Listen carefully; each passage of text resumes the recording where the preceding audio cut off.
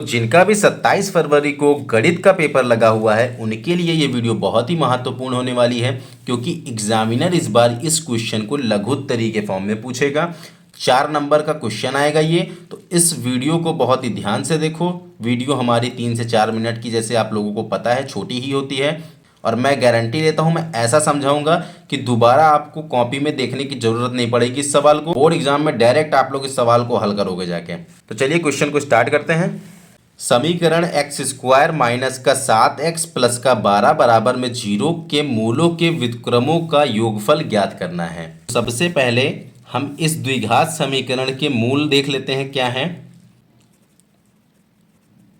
द्विघात समीकरण के मूल अल्फा कॉमा बीटा है। अब सेकंड स्टेप हमारा ये रहेगा, जो ये समीकरण लिखा है इससे हम ए बी सी की वैल्यू निकाल लेते हैं। तो आइए मैं आपको एक ट्रिक बताता हूँ ए बी सी की वैल्यू निकालने के लिए। जब भी ए बी सी की वैल्यू निकालना हो तो हम सबसे पहले फार्मूला लिखते हैं ए एक्स स्क्वायर प्लस का बी एक्स प्लस का सी बराबर में 0। ये द्विघात समीकरण का व्यापक रूप है। और हमारे पास द्विघात समीकरण कौन सा है? एक्स स्क्वायर माइनस का 7x प्लस का 12 बराबर में 0। तो आप ये देखो कि इधर एक्स स्क्वायर के बगल में है a, यहाँ पे एक्स स्क्वायर के बगल में तो कुछ नहीं आप बोलोगे, बट नहीं, जब कुछ नहीं होता तो 1 होता है। तो a की वैल्यू आ गई हमारे पास 1, कॉमा में देखिए प्लस का b है ये x के बगल में, तो इधर x के बगल में क्या है? माइनस का 7 है, तो b की वैल्यू आ जाएगी माइनस का 7। ओके, अब c यहाँ पे अचर है तो जो बचा c की वैल्यू, यानी कि c बराबर में 12।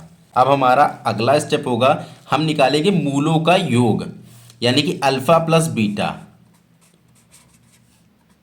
आपको फार्मूला याद होना चाहिए, माइनस का b बटा में a होता है। ये फार्मूला रट लो अगर नहीं ध्यान है तो माइनस का b की वैल्यू कितनी आई थी? माइनस का 7। तो ब्रैकेट लगा देंगे, माइनस का 7 बटे में 1, और माइनस माइनस अंदर गुणा हो जाएगा तो आएगा प्लस का 7। अब निकाल लेंगे मूलों का गुणनफल, यानी कि अल्फा गुणे बीटा। इसका भी फार्मूला अगर नहीं याद है तो रट लो, c बटे में a होता है। c की वैल्यू है 12 और a की वैल्यू हमारी 1, यानी कि अल्फा गुणे बीटा आ गया हमारे पास 12। अब हमसे कह रहा है मूलों के व्युत्क्रमों का योगफल। आप पूछो कि ये व्युत्क्रम क्या है, तो देखो बहुत ही सिंपल है। जैसे मैं आपसे पूछता हूँ कि बेटा बताओ 6 का व्युत्क्रम क्या होगा, कुछ नहीं करना, इसको उल्टा कर दो बस, 1/6। क्लियर? अब जैसे मैं पूछूं x का व्युत्क्रम बताओ, कुछ नहीं करोगे, ज़्यादा दिमाग नहीं लगाना, उल्टा कर दो 1/x। अगर मैं आपसे पूछूं 2 + √3 का व्युत्क्रम बताओ, कुछ नहीं करना, सीधा उल्टा करो जो बता रहा हूँ, 1/2 + √3। तो कह रहा है मूलों का व्युत्क्रम, यानी कि हमारे मूल है अल्फा, यानी कि अल्फा का व्युत्क्रम हो जाएगा 1/अल्फा और बीटा का व्युत्क्रम हो जाएगा 1/बीटा। मूलों के व्युत्क्रमों का योग यानी कि प्लस, ये निकालना है हमको। मेन क्वेश्चन हमारा ये था। अब देखिए हम लोग इसका एलसीएम ले लेंगे, क्या आएगा? अल्फा गुणे में बीटा, अल्फा से अल्फा कट जाएगा, ऊपर लिख देंगे बीटा, प्लस का बीटा से बीटा कट जाएगा, ऊपर बचेगा अल्फा। ठीक है, अब इसको हम लोग सीधा करके लिख देते हैं, क्योंकि बीटा प्लस अल्फा थोड़ा अटपटा सा लग रहा है, तो लिखेंगे अल्फा प्लस बीटा बटे में अल्फा गुणे बीटा।